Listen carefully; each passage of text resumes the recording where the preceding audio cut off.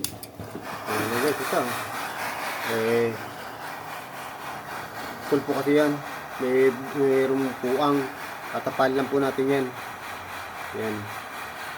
Para mabuo siya. Makumpleto yung ano yan, yung lapad niya.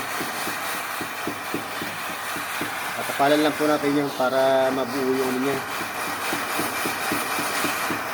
Yan. Yan po kasi siya kulang eh. Kulang po sa ginto. Kaya yan, kaya tatapalan po natin siya para makumpleto siya.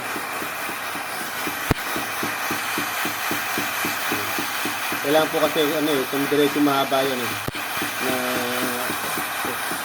pagkakabuo, pinulang sa ano, pinulang yung kapraso na yun.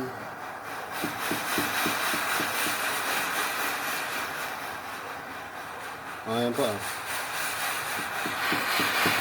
Ayan, pwede na po yan.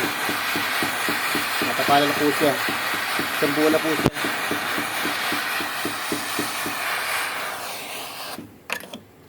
Ito po.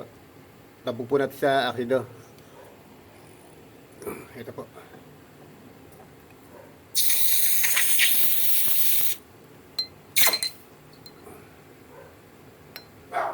Ayan, natapalan na po siya.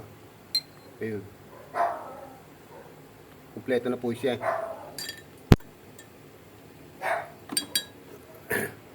Ayan. Salamat po. Hello guys, ito na po yung tinapalan ko. Ayan o. Hindi na po halata siya. Ayan.